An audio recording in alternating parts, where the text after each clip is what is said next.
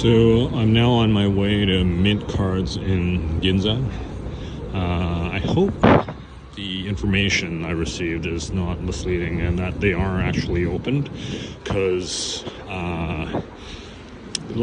yesterday there were a few shops that stated that they were open, but ended up they were closed for holidays. And so for anyone that's traveling to Japan over the New Year's holiday, they close for several days. So apparently on their official website, it does say this particular Mint Cards in Daimaru department store in Ginza, which is near Tokyo Station, is open. And this is actually a very big shop. One of their flagships, just like the Mint Lab shop located close by. So we'll see. I'm just going to take this very, very comfortable stroll down this big block. It's about 20 to 30 minutes from where I'm at right now. So, but as you can see, the weather's great. It's a bit chilly. I'm gonna enjoy this walk. See you guys in a bit. So this is the Daimaru located at Tokyo Station, and the Mint Card shop is located on the 10th floor.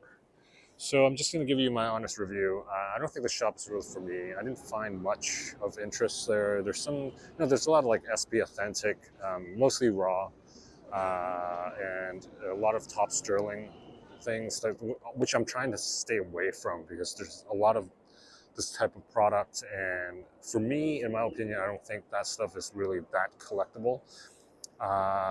Anyhow, I was hoping to find some BBM Otanis, especially the rare stuff like the hollow foils or red foils or even the pink foils. But to my surprise, they don't have a lot of high-end Otani cards. And they do have a lot of like game-used items that were signed. I saw this Ichiro batting gloves, a pair of batting gloves that were signed. That was pretty cool. It wasn't that expensive, actually. It was close to maybe $1,000 US. But, you know, obviously I'm not going to carry memorabilia back home. So while I think it's kind of like a showcase of what they have, but for a collector, if you're looking for cards, it may not be if your time is limited in Tokyo, this may not be a priority, like this location here. Also for sealed boxes, I didn't see a lot up there. There was some like Topps Chrome, but you know, that's a lot of like non-sports stuff. But I didn't see a lot of TCG neither. So if you're like a TCG collector or Pokemon collector, don't expect to find anything here. The prices wise, sealed boxes were fair. It's basically the same prices you'll find maybe on eBay. So you'll probably save on the shipping, but then again, you're carrying it back home yourself. But I think the raw singles were definitely a bit overpriced. And a lot of the base cards that they have that's marked up are actually not that desirable. Like, I mean, they're not big cards. So I don't know why they have so much on display. So that's just my thought. You know, I'll probably will be back, but only if I'm in the area, you know, shopping or whatever, just to take a look. But I would definitely not choose this location if your time's limited and you really want to check out some good cards. I've seen better Mint locations with better cards, especially like, for example, Mint Labs or the location in Shinjuku, which is not open today. So that's why I came to this location here. All right. So hope you enjoyed this video. Talk later. So I'm now heading over to Mint Labs in Tokyo. This is the location that I've been to before, and actually where I bought my Ja Morant Ruby Prism and the Kobe Bryant Upper Deck Rookie. So I do have some expectations. At least I don't feel that I'll be disappointed like I did visiting the Daimaru branch. There should be more cards here, primarily basketball and Japanese baseball cards. I am looking for some BBM Shohei Ohtani's. So if that's the case, that's great. I'll take some pictures and footage if they let me, and I'll show you guys in a bit. Okay, so as you can see, this is not your typical touristy area. This is, it's actually close to a lot of not just office buildings, but government buildings. So it's very close to the Ministry of Education, apparently. So I'm just gonna film my way over to the building because, well, actually, I think we've arrived. It's just that for someone that has never been to this location, it's actually quite difficult to reach. I had a hard time finding it the first time, but as you can see, there's several shops around too. So, for example, let's have a look here. Just in case, sometimes what I like to do when Google Maps isn't working too accurately is to look for other shops nearby. And this way I can verify whether or not the location is correct. And obviously you would not choose something like Yoshinoya or McDonald's or Starbucks or where there's several locations. But as you can see, there is the Mint Lab Tokyo game shop. So we're definitely here. Okay. So this is the Kasumi. The other thing you can check for is the Kazumi Gaiseki Street Museum. Okay, totally trash that name. Sorry for my lousy Japanese, but that's probably the best second location to confirm whether or not you're in the right spot. I actually recognize this common area, so I think through these doors over here is where you want to be, and you go down to the basement and you'll see Mint Labs. So we've arrived at the building. We're now going down to the basement where you'll see on my left is Mint Lab Tokyo.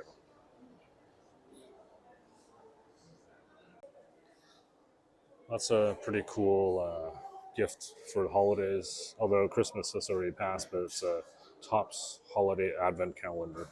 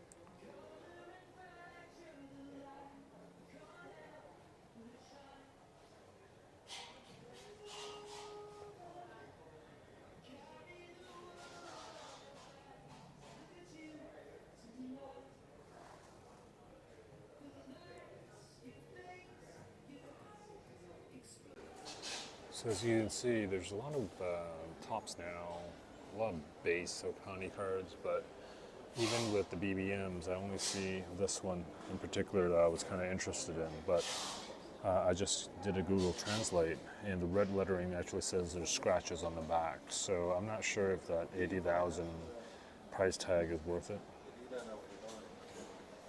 There's also a lot of consignments, as you can see.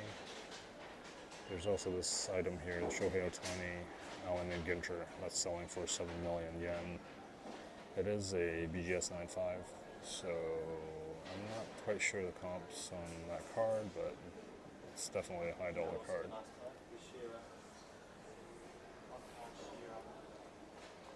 There's some more BBMs of other Japanese players like Yamamoto.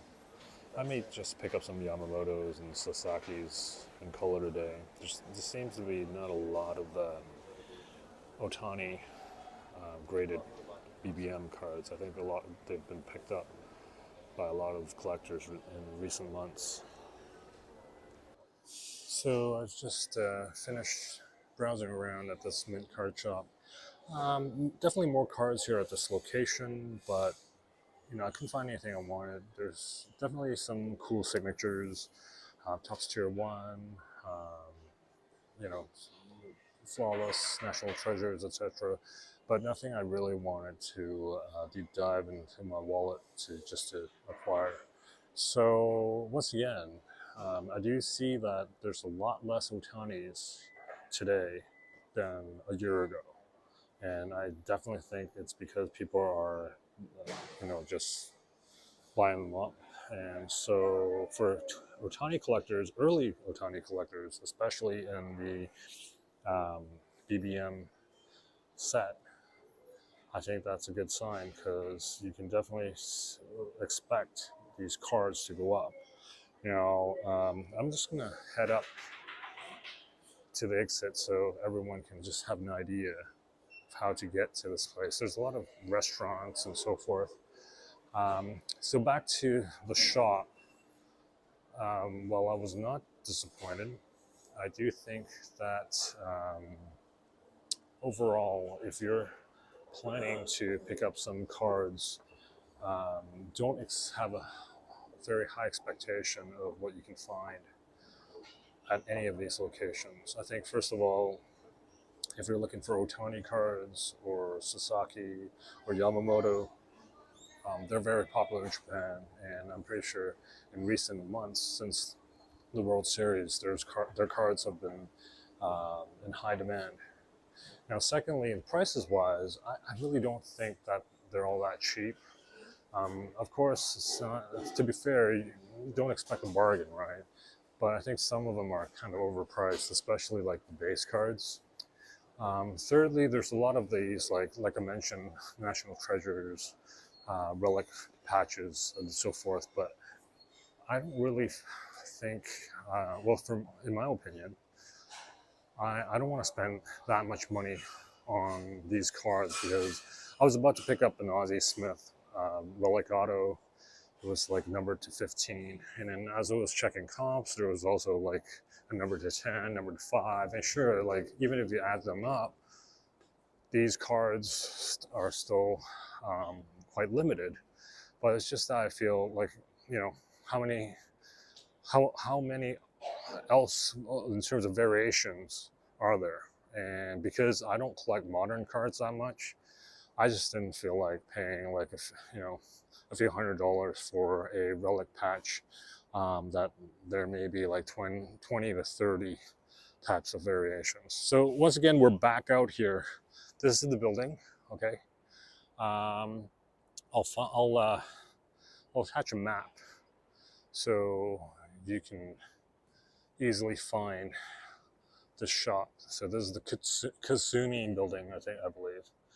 There's a food court right here, but nevertheless, this shop is worth a visit. There's a lot more cards than the Daimaru branch, and the employees at the shop was quite friendly. So if you have time, drop by. It is kind of out of the way from your traditional tourist areas, but I think as a collector, it's worth like morning or afternoon just to come and visit. All right then, until the next mint shop, I think I'll probably go to the mints in Shibuya next. I'll see you guys in a bit. Bye now.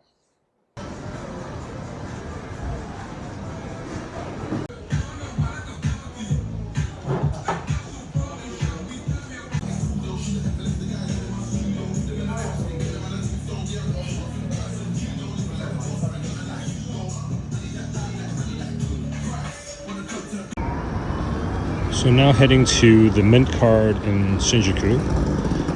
I've been to this location on several occasions, and this is actually the first mint card shop that I went to when I first got back into the hobby. So this is near the Isetan department store, Louis Vuitton, that's at Nihal. It's also close to the Shinjuku Sanchome station. And let me see if there's an exit number there. They don't have exit number, so SO2 actually, SO2. Okay, so it's right across. It's just right here in this building here. I believe there's a Starbucks on the ground floor or next to it. Ah, yeah, sorry. The Starbucks is right next to it. So I've been able to buy a couple cards from the shop in the past. But after my previous 2 visits to the Daimaru branch, to the Shibuya branch, and also to the Mint Labs, I'm not going to have too much of a high expectations. I'm feeling that there's not going to be a lot of Otanis at this shop as well.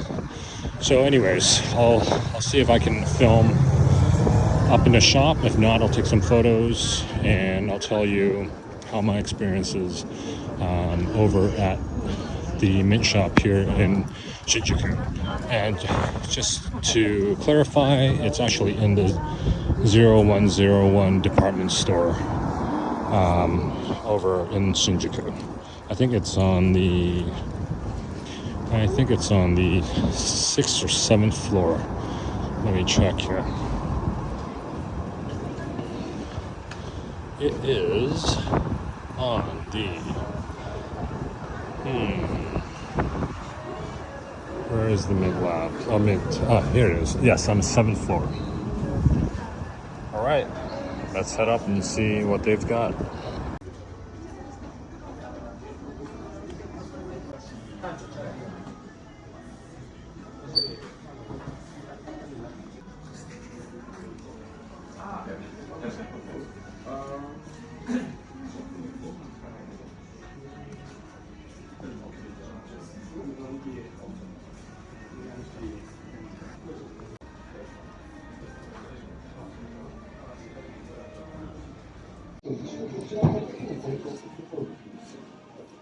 There's definitely a lot of these top tier 1 Allen Ginter relic autos.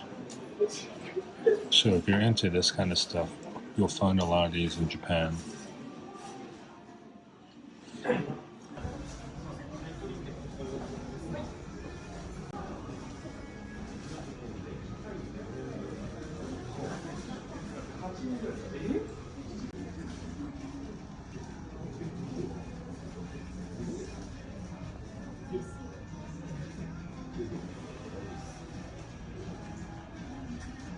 Hey guys, welcome back to Digital Snipers. So what you just saw was footage that I took while I was in Tokyo over the past week.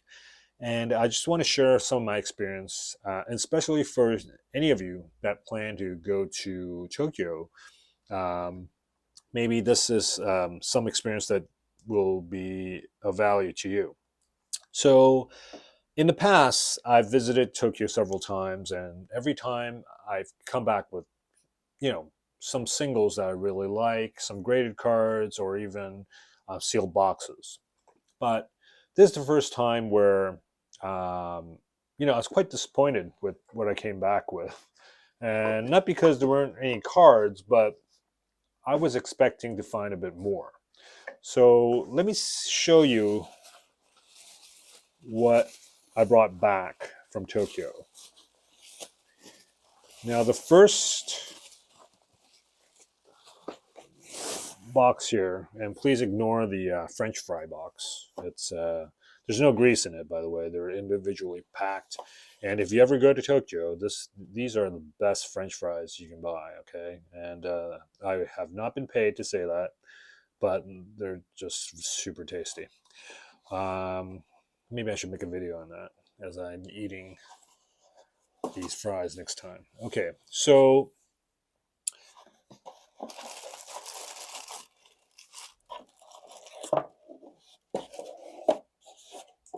I bought a bunch of Pokemon cards. I don't collect Pokemon whatsoever, but there was a huge lineup for it at the Pokemon store, and they were limiting 14 packs per customer. And I thought I wouldn't lose up on the opportunity to buy a few Pokemon packs. Now, I don't know if I'd sell them or keep them sealed. I'd probably keep them sealed because I don't think they sell for much. Um, but what I want to say is I wasn't able to buy any other Pokemon cards while I was in Tokyo unless you were willing to pay a huge premium for it. But at the card shop, there were no sealed boxes or packs available whatsoever. There was other types of TCG like Magic the Gathering, Final Fantasy, Gundam. For you anime guys, you know what I'm talking about. But there were no Pokemon whatsoever. So the Pokemon craze is definitely legit, and I think that for you Pokemon collectors that have these like awesome PSA 10 Charizards and whatever, you can expect these cards to go up even more. I think in the near future. With that said, though, I was after visiting a mint shop in Japan, which is a chain card shop. I bumped into several of these Magic the Gathering Spider-Man packs. And I just realized that these are actually Japanese packs.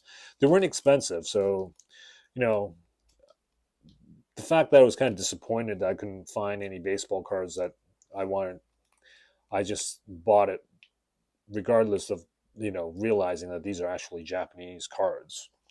But it's okay. I might rip them anyways, but fun to rip these open. And then finally, on the last day, I realized that at one of the mint card shops, he had this deal going on where I could get the same Magic the Gathering Spider-Man sealed box for 50% off. Okay. I later found out from a friend that collects TCG that these cards aren't actually that high in demand. And the reason why is because this particular collector's set, I think it's called, um, the it's the play boosters. Sorry. So you don't get much from these packs, and so basically, in general, um, a lot of people, well, especially the collectors of this set, considers this as junk. So, anyways, it's all right. I mean, I didn't spend too much money on them. Back to the cards, though. So, what did I find? I mean, as you can see, there were a lot of Japanese cards. In previous years, though, there was a lot of Otani cards, and Otani cards of value.